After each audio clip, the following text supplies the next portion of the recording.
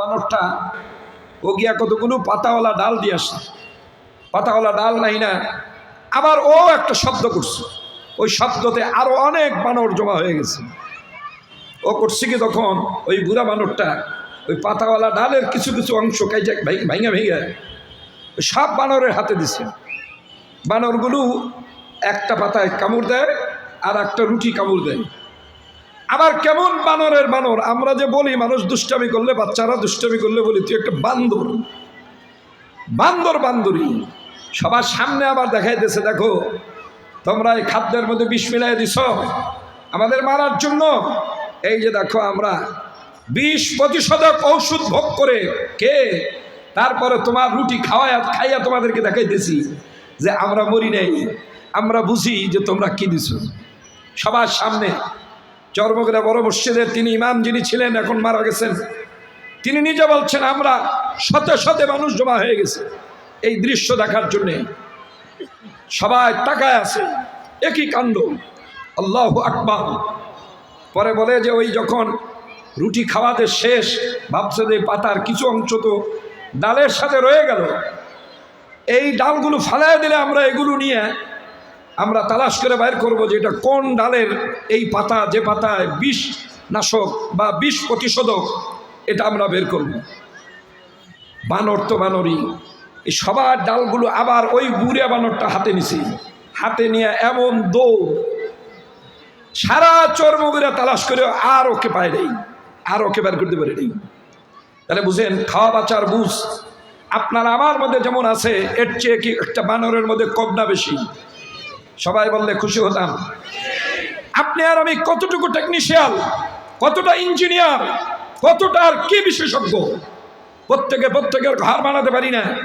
একটা বিল্ডিং বানাতে হলে আর্কিটেকচার ইঞ্জিনিয়ার লাগে, বিএসসি ইঞ্জিনিয়ার লাগে, সয়েল টেস্ট করতে হয়, দক্ষ মিস্ত্রির প্রয়োজন হয়, কাটা কম্পোস্ট দিয়ে কত সুন্দরভাবে বিল্ডিংটাকে দাঁড়া করায়। এরপরেও আপনি বিল্ডিং কমপ্লিট হলে ফিতা দিয়ে মেপে দেখেন 1 সুতা বেশ কম হলেও হয়ে গেছে। কথা বলে না? আপনি যান একটা মৌমাছির বাড়িতে, এই মৌমাছির বাসাটা সে নিজে বানায় না, তার কোনো মিস্ত্রি আছে। কথা বললে খুশি হতাম। নিজে বানায় না, মিস্ত্রি দিয়ে বানায়। কি সুন্দর করে নিখুঁতভাবে বানিয়েছেন। যেই আঠাটা দিয়ে গাছের সাথে থেকে সেট করছেন, ওই আঠাটা সুপার গুলুর আর কি পাওয়া, এর চেয়েও বেশি পাওয়া। ওই আঠাটা ডালটার সাথে ধরে আছে, ডাল ভেঙে গেল, আঠা ছুটে না। কি সুন্দর করে সেট করছেন। মেপে দেখেন প্রতিটা ঘর, একটা ঘরের মধ্যে একটা ঘর, কাটা কম্পোস্ট দিয়ে মেপে দেখেন 1 সুতারও কোনো বেশ কম নেই। তাহলে বোঝা গেল আপনার আমার চেয়েও তারা দক্ষ ইঞ্জিনিয়ার, দক্ষ কারিগর। সুতরাং এদেশে বিল্ডিং বানালে, বড় বড় অট্টালিকা তৈরি করলে, ভালো ভালো খেতে পারলেই এরা প্রকৃত মানুষ হয় না। প্রকৃত মানুষ কিভাবে হওয়া যায় এটা জানার জন্যই আল্লাহ সুবহানাহু ওয়া তাআলা নবী পাঠিয়েছেন। আম্বিয়া আলাইহিস সালামের দরজা বন্ধ হয়ে গেছে, এরপরে উলামায়ে কেরামদেরকে পাঠিয়েছেন, তারা উম্মতকে জানাবে প্রকৃত মানুষ হতে হলে কি করা লাগবে। সুতরাং ভাইরা আমার, যদি বলেন আমরা শত্রু মিত্র চিনি, মানুষ তার শত্রু মিত্র যেমন চিনে, তাও সেটা নিখুঁত হয় না। আপনি একটু লক্ষ্য করে দেখেন, একটা পশু পাখি আপনার আমার চেয়ে বেশি শত্রু মিত্র চিনে, ঠিক না বেঠিক? আপনি একটা গরু পালেন, আপনার গরুর গোয়ালে আপনি রাতে গেলেন, গরু কি কোনো শব্দ করবে? অপরিচিত কেউ যদি যায় তাহলে খুব জোরে শব্দ করা শুরু করি। তাহলে বোঝা গেল গরু, আপনি গরু বললে কি হবে, ও বুঝে যে আমার শত্রুকে মিত্রকে। আরে নিরহ প্রাণী, ওই যে আপনার কি বলে মাছ, পুকুরে মাছ চাষ করেন না, এই মাছ কত প্রজাতির মাছ এক পুকুরে থাকে। প্রতিটা প্রজাতির মাছ একটা আর একটার সাথে মিলেমিশে থাকে না আলাদা আলাদা বাড়িতে থাকে? একসাথে মিলেমিশে থাকে, কেউ কাউকে ভয় পায় না, কেউ কাউকে দেখলে পালায় না। আপনি যেটাকে মাছকে মাছ, বছরকে বছর, এই যে 3 বেলা খানা দিয়ে পালতেছেন, আপনি যান তো একটা মাছ ধরতে, সে কি দাঁড়ায় থাকবে না দৌড় দিবে? তাহলে বোঝা গেল একটা নিরহ মাছও শত্রু মিত্র চিনে, তার স্বজাতি দেখলে পালায় না। অথচ তার শত্রু যে এ আমাকে ধরবে, আমাকে মারবে, আমাকে কাটবে, আসতে তাকে দেখলে পালায়। তাহলে বোঝা গেল খাওয়া বাঁচার বুঝ, শত্রু মিত্র চেনার বুঝ, এটা আমার মাঝে যেমন আছে, একটা পশু পাখি কুকুর বিড়ালের মধ্যে হতে পারে আছে। এটা কোনো গ্র্যাভিটির কিছু না, এটা মনুষ্যত্বতার কিছু না। মনুষ্যত্বের জ্ঞান এটা শিখতে হয়। এটা শেখার জন্যই আল্লাহ সুবহানাহু ওয়া তাআলা আম্বিয়া আলাইহিস সালাতু ওয়াস সালামকে পাঠাইছেন। কোরআনে কারীমের সূরা আর রহমান তেলাওয়াত করুন। আল্লাহ সেখানে কি বলছেন? আর রহমান আল্লামাল কোরআন খালাকাল ইনসান। মুফাসসিরগণ বলেন আগে না মানুষ আসে, তারপর না মানুষ কোরআন পড়বে। কিন্তু আল্লাহ বলতেছেন আমি দয়া করে মানুষকে প্রথম কোরআন শিখাইছি, এরপরে আমি আল্লাহ মানুষ বানাইছি। আল্লাহ তরতিব হলো কোরআন আগে, এরপরে হলো মানুষ। তার অর্থ কি? এর অর্থ হলো আল্লাহ আগে শিক্ষক বানিয়েছেন, এরপরে আল্লাহ সুবহানাহু ওয়া তাআলা মানুষ বানিয়েছেন। এই পৃথিবীর সৃষ্টির থেকে শুরু করে প্রথম যেই ব্যক্তি পৃথিবীতে আসছেন তিনি ছিলেন, ওনার নাম আমরা সকলেই জানি। ওনার নাম কি? হযরতে আদম আলাইহিস সালাতু ওয়াস সালাম। আদম আলাইহিস সালাম কি সাধারণ মানুষ না? সাধারণ মানুষ না নবীও ছিলেন? তিনি কি ছিলেন? নবীও ছিলেন। তার মানে বোঝা গেল আল্লাহ আগে উস্তাদ পাঠিয়েছেন, পরে ছাত্র পাঠিয়েছেন। আগে আল্লাহ উস্তাদ পাঠিয়েছেন, পরে ছাত্র পাঠিয়েছেন। এই আম্বিয়া আলাইহিস সালামের দরজা শেষ হয়েছে হযরতে নবী মুহাম্মদুর রাসূলুল্লাহ সাল্লাল্লাহু আলাইহি সাল্লামের মাধ্যমে। যেহেতু আম্বিয়া আসার, কিতাব আসার প্রয়োজনীয়তা নাই, এজন্য আর নবী আসারও প্রয়োজন নেই। কিতাব যেহেতু শেষ, আসমানি কিতাব আর আসবে না। যে কিতাবের কথা আল্লাহ সূরা আর রহমানের মধ্যে বলছেন, ওই কিতাব আসার রাস্তা যেহেতু বন্ধ, যেহেতু আর কিতাব আসবে না, প্রয়োজন করবে না, এজন্য নবীও আর আসবে না। তাহলে এই কিতাবের তালিম কারা দিবে? আল্লাহ রসুল বলে গেলেন আল উলামা ওয়ারাসাতুল আম্বিয়া। আমার ওয়ারিস রেখে গেলাম, আমার প্রতিনিধি রেখে গেলাম। এই প্রতিনিধিরা আমার এই দায়িত্ব তারা পালন করবে। কিসের ওয়ারিস তারা, কিসের প্রতিনিধি? আল্লাহ রসুল বলেন লা দিনার ওয়ালা দিরহামা। তারা আমার দিনার এবং দিরহামের প্রতিনিধি, ওয়ারিস না, ভাগিদার না। তারা হলো আমার ফাইন্নামা ওয়ারাসাল ইলমা। তারা হলো আমার এলেমের ওয়ারিস। উলামায়ে কেরাম হলো আল্লাহর নবীর এলেমের ওয়ারিস। তাহলে এলেমটা কি? আল্লাহ কোরআনে কারীমের মধ্যে ফরমান আল্লামাল ইনসান মা লাম ইয়ালাম। আমি যে এলেম নবীদের মাধ্যমে, ওহীর এলেমের মাধ্যমে যা তোমাদেরকে জানিয়েছি, সেটা ওই শিক্ষাই তোমাদেরকে শিখিয়েছি। যেই শিক্ষাটা তোমরা সৃষ্টিগতভাবে বুঝো না, সৃষ্টিগতভাবে তোমরা সেই শিক্ষায় শিক্ষিত হতে পারো না। সৃষ্টিগতভাবে যে শিক্ষা আমরা শিক্ষিত হই, সেই শিক্ষাটার ব্যাপারে আমরা এতক্ষণ বললাম, খাওয়া বাঁচার বুঝ এবং শত্রু মিত্র চেনা বুঝ। তাহলে কোন শিক্ষা বাকি রইল? যেই শিক্ষাটা আল্লাহ সুবহানাহু ওয়া তাআলা আমাদেরকে ওহীর এলেমের মাধ্যমে শিখালেন, সেই শিক্ষাটার এক নম্বর হলো ঈমান। সেই শিক্ষার এক নম্বর কি? সবাই বললে খুশি হতাম। বোঝা গেল ঈমান শিখতে হয়। আল্লাহ রসুলকে হাদিসে জিবরাইল আসছে, আল্লাহ রসুলকে জিবরাইল আমিন এসে ঈমান শিখাইছেন। তাহলে ঈমান কি করতে হয়? শিখতে হয়। দুই নম্বর আদব।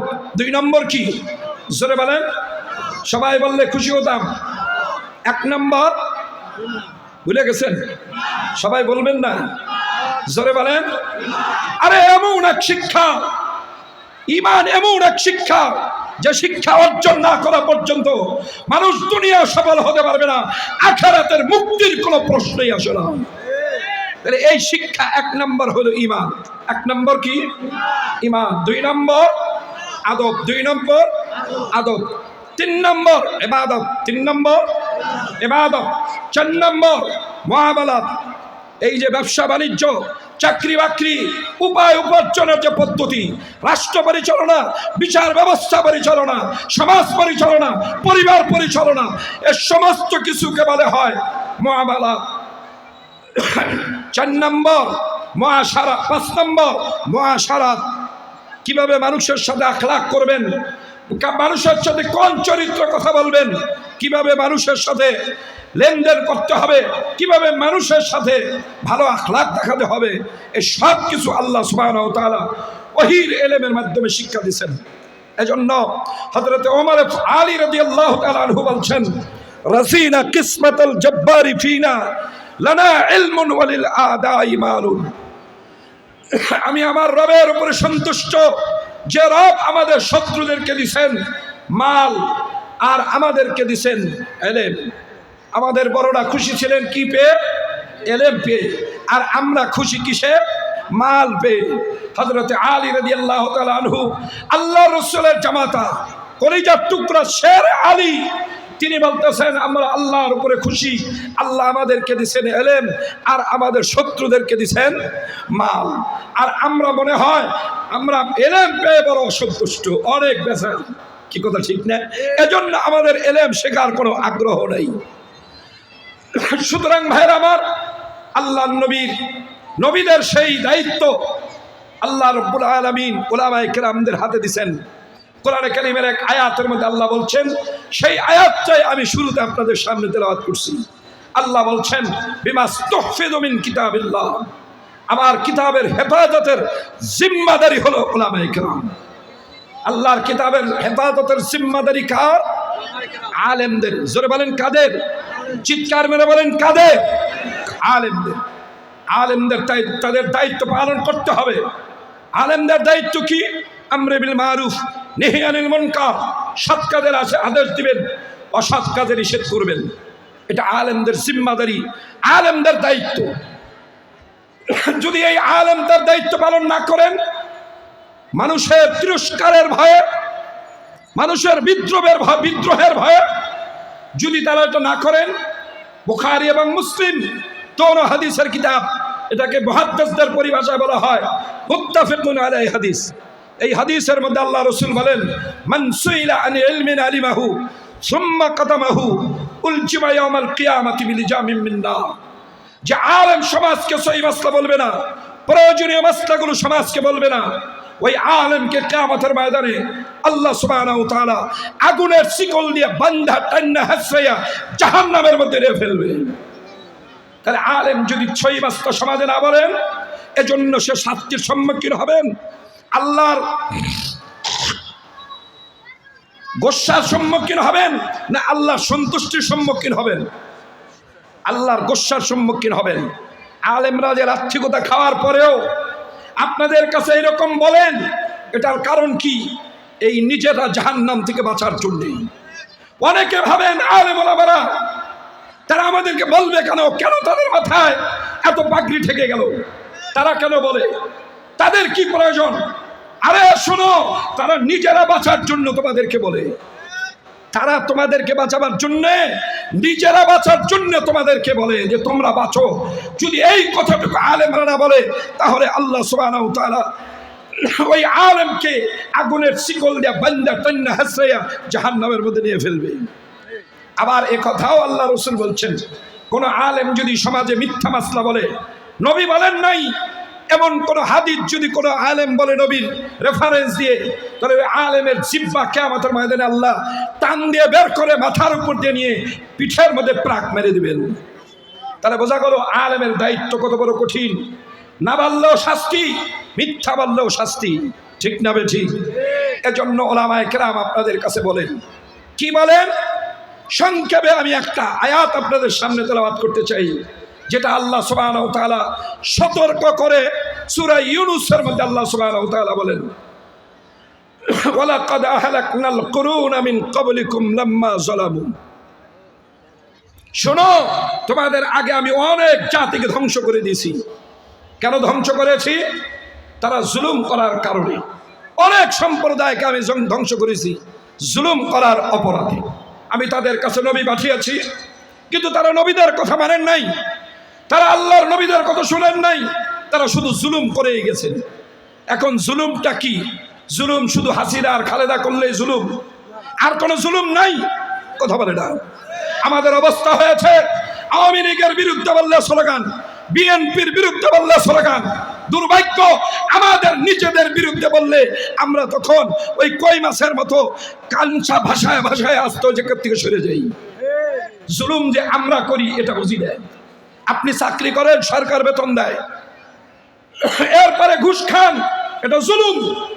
আপনি মানুষকে ঠকিয়ে 100 টাকা দিয়ে 1 লাখ টাকা দিয়ে মানুষের থেকে সুদে টাকা নেন, এটা জুলুম। মালে বাজাল দেন, ওজনে কম দেন, এটা জুলুম। মিথ্যা বলেন, কিনছেন 1 টাকা দিয়ে, বলেন 10 টাকা আবার পড়তে পড়ছে, এইভাবে যে বিক্রি করেন, এটা জুলুম। এই জুলুম আমরা করি। আপনি ভাইবেন না শুধু হাসিনা খালেদার জুলুমের জন্য আল্লাহর কাছে ধরাশায়ী হবে, এমন ভেবে বসে থাকেন না।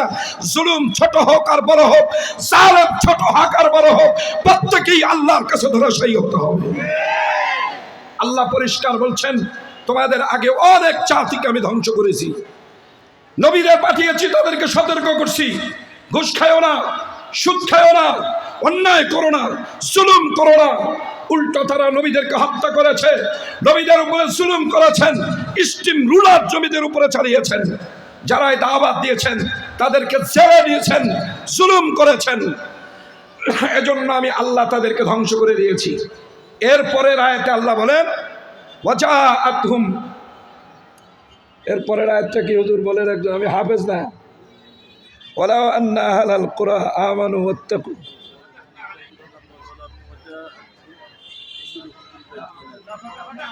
না না এরপরের আয়াত ইউসুফের 14 নম্বর আয়াতটা। ওয়াজাআতহুম লিনানসুরা কাইফা তা'মালুন, লাস্টের যতটুকু বলা আমার উদ্দেশ্য আমি সেটুকু বলে দিই। আল্লাহ বলেন এরপরে আমি তোমাদেরকে আবার নতুন করে দায়িত্ব দিছি, নতুন করে আবার তোমাদেরকে ক্ষমতা দিছি, চাকরি করার ক্ষমতা দিছি, ব্যবসা করার ক্ষমতা দিয়েছি, রাষ্ট্র পরিচালনার ক্ষমতা দিয়েছি, তোমাদেরকে বিচার ব্যবস্থার ক্ষমতা দিয়েছি, তোমাদেরকে সমাজ পরিচালনার ক্ষমতা দিয়েছি।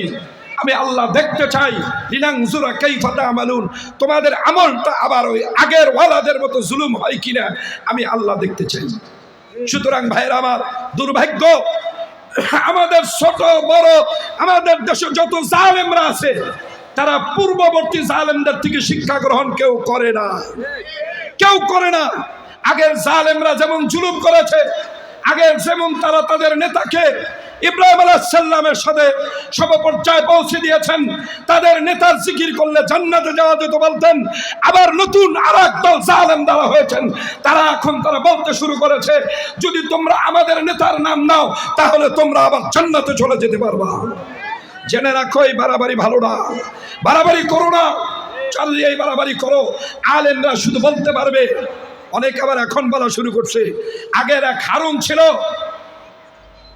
পুলিশের পোশাক পরা হারুন ছিল, ওই হারুন ভাতের হোটেল দিয়ে নিয়েছিল, সারা জাতি তাকে ভাতের হোটেল ওলা হারুন চিনে। এখন আবার নতুন হারুন সৃষ্টি হয়েছে, যিনি আবার মদের দোকান দিয়েছেন। তিনি বলেন আলেমরা ওয়াজ করে তারা মানে না, যারা ধার্মিক তারা ধর্ম মানে না। তো তুমি মদের, যারা মদ খায় তারা মদের দোকান দেয়, তারা নাকি মদ খায় না, তাহলে তুমি কি করে জানলা? অবশ্যই জানো, এই জন্যই যে তুমি একজন মদের দোকানওয়ালা, এজন্যই তুমি জানো। খোদার কসম জেনে রাখো, আল্লাহ বলতেছেন লিনানজুর কাইফা তা'মালুন, আমি আবার তোমাকে দেখতে চাই তুমি আবার কত বড় জালেম হও।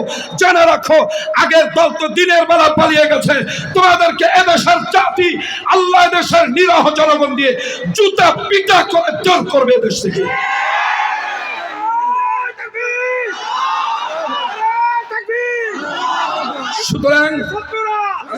সুতরাং ছোট হলে বড় হই, জুলুম বর্জন করি। আল্লাহ আমাদেরকে এই জুলুম বর্জন করার তৌফিক দান করেন।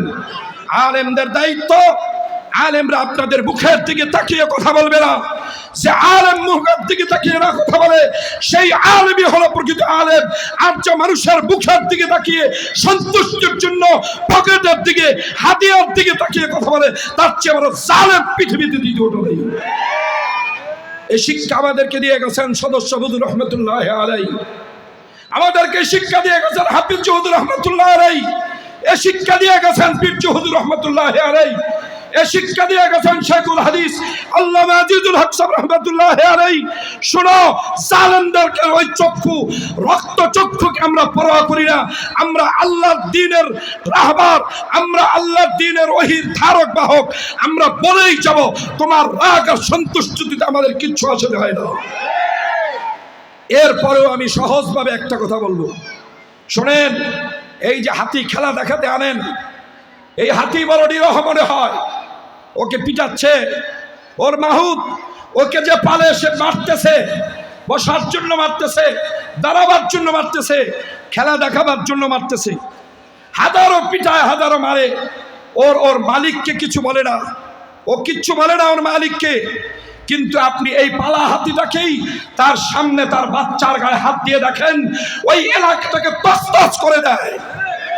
মনে রাখবেন, আল্লাহর পালা মেহমান হলো এই পৃথিবীর সবচেয়ে বড় মেহমান হলো উলামায়ে কেরাম। এই উলামায়ে কেরাম আল্লাহর মেহমান। যদি আলেমদের কণ্ঠরোধ করেন, কথা বলতে না দেন, আবার আগের দলওয়ালাদের মতো মঞ্চ দখল করে রাখেন, ওয়াজ করতে আসবে আলেমরা, আর আপনারা এসে এখানে মঞ্চ দখল করে নিজেদের গণতন্ত্রের প্রশংসা করবেন, খোদার কসম আমার আল্লাহ এমন লানত দিবেন, ওই হাতি যেমন তার বাচ্চার গায়ে হাত দিলে যেমন আল্লাহ হাতি অসন্তুষ্ট হয়, আল্লাহ আলেমদের মজলিসে উলামাদের সাথে যদি কেউ বেয়াদবি করে, আল্লাহ এর চেয়ে লক্ষ গুণ বেশি অসন্তুষ্ট হন। ওই অসন্তুষ্টের মোকাবেলা করার শক্তি আপনাদের নাই। তাকিয়ে দেখেন আমেরিকার দিকে, আমেরিকারই নাই যে আমেরিকা নাকি এই পৃথিবীকে 5 বার ধ্বংস করার শক্তি রাখে।